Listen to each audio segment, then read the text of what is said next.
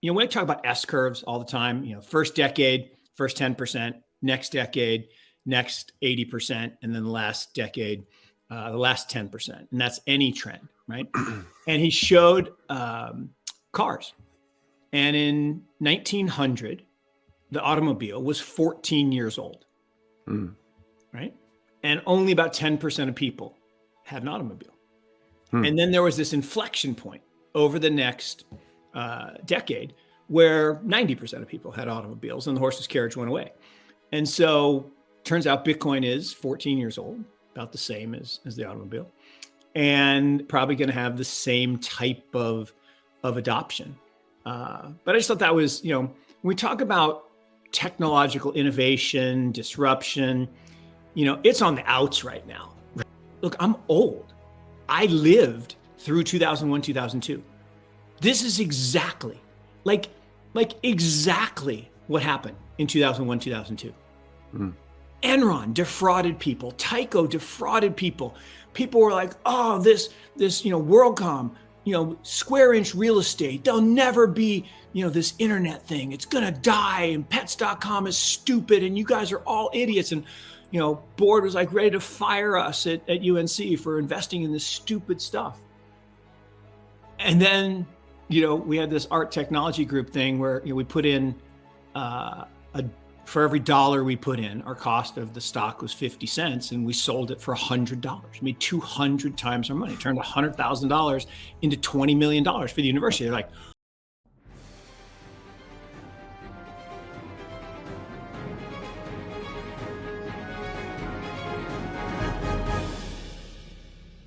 There was never a moment in history when so much disruptive technology was being created to fight the financial institutions and money being made by the everyday John Doe guy. Despite all the setbacks and growth pain, crypto is here to stay. There's no doubt about that, but the real question is how to profit from all of this and grab the opportunity. In today's video, we will have Mark Yusko, founder of Morgan Creek Capital Management and co-founder of Morgan Creek Digital, talking about the macro environment and how the next bull market may be starting in crypto. And he will explain how this opportunity may go 200x from here. So if we were in your shoes, we would watch every single second of this video until the end. First, let's have a quick look at macro. Inflation is fading, right? That I believe that. That's my first 5 syllables. Economies are slowing, right? It is incontrovertible that economic growth is slowing around the world. Now, I will argue it's not collapsing like depression, but it's slowing. And I think that's the point of the lag effect, as you say, as rates rise, there's a bite. And how have people survived at this point? How did everybody travel this Christmas and jack up prices of hotels in Park City, Utah? Well, they borrowed on credit cards, right? Savings has collapsed from that massive spike, quote unquote. It wasn't really savings, but we handed people money. They called it savings, but that's all gone. I mean, it's literally all gone. And so credit card debt is skyrocketing, and that, but it is, I believe, like the 2001 recession, which was very shallow, and it had the chance to get really severe post 9/11, but it didn't, because people kind of came back. And I think the same thing's going to happen here. We'll have this shallow recession. Maybe they don't even actually ever call it a recession, although it's hard to argue. If you look at leading economic indicators, you look at prices paid, you look at ISM, PMI, there's nothing other than employment.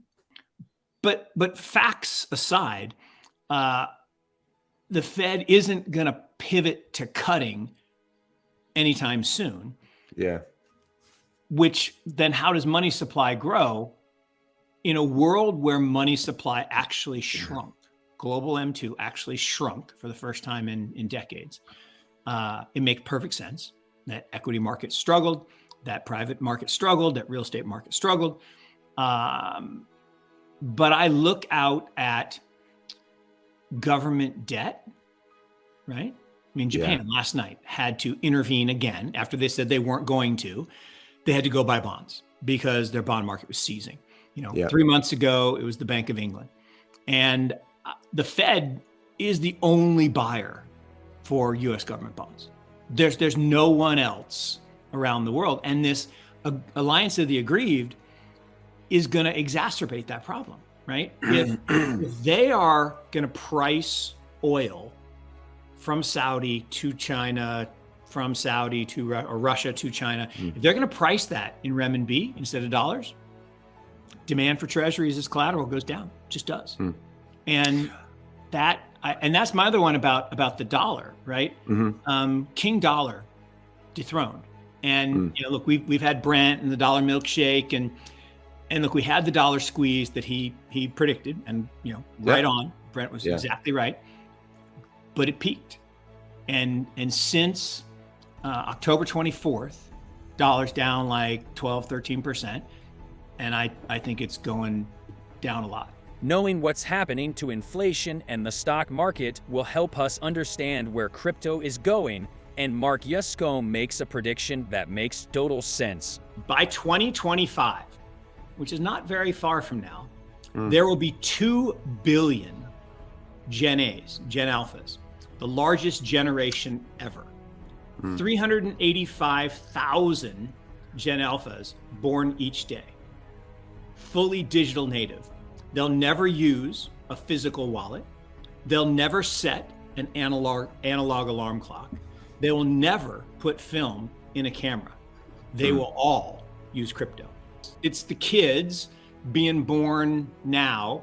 So I guess it's the echo boomers are the Gen X, Gen Y, so my kids. And then I guess the Gen X kids, my daughter's kids are all Gen Alphas. So, it's interesting. Kids that are going to be born over the next handful of years, and probably have been born for the last 5 or 6 years. And if our kids will be entirely using crypto in the future, and the adoption rate will be as big as the internet, cell phones, or even cars, mixing with the age of information we're living and the monetary possibilities included, how will financial institutions react? How good is the opportunity? And how can we go to a 200x from here? The other day, it hit me. I never thought about this when we were rocking and rolling 4 years ago. But when Jason and Pomp and I formed Morgan Creek Digital, I never realized that it was JPM, Jason, Pomp, and Mark. So the new JPM, or the anti-JPM, and that is why we're in the then they fight you phase, right? That is why we're going through all this nonsense right now. It is the banks realizing what you just said, Michael, that these Gen Alphas and Gen Zs, they don't need no stinking banks. We talk about S curves all the time. First decade, first 10%, next decade, next 80%, and then the last decade, the last 10%. And that's any trend, right? And he showed cars. And in 1900, the automobile was 14 years old, right? And only about 10% of people had an automobile. And then there was this inflection point over the next decade where 90% of people had automobiles and the horseless carriage went away. And so turns out Bitcoin is 14 years old, about the same as the automobile, and probably going to have the same type of adoption. But I just thought that was, when we talk about technological innovation, disruption, it's on the outs right now, right? I mean, poor Kathy, down every single day, right? People are just selling ARK. I joke the ARK has sprung a leak, and everyone thinks innovation's dead. Look, I'm old. I lived through 2001, 2002. This is exactly exactly what happened in 2001, 2002. Enron defrauded people. Tyco defrauded people. People were like, oh, this WorldCom, square inch real estate. There'll never be, this internet thing. It's going to die. And pets.com is stupid. And you guys are all idiots. And then, we had this art technology group thing where we put in for every dollar we put in, our cost of the stock was 50 cents, and we sold it for $100. We made 200 times our money, turned $100,000 into $20 million for the university. They're like, Oh, I like that. Do that more. Do more of that. Do Yeah. more of that. Do more of that. Yeah. But then it went to zero. Literally, the stock went to zero. The company, but then here's the interesting thing. And this is another chart that I saw this morning that's amazing. If you look at all the comparisons of the bubble that we just lived through to 2000, right, they all look the same. Right? NASDAQ went up and then it went down 84%. And Peloton went up and went down. And Tesla went up and went down. And everything looks like this bubble chart. But then this guy put the next part of the chart, which is, then NASDAQ went parabolic. Now it took 20 years, but it went super parabolic, went way higher than the 2000 peak.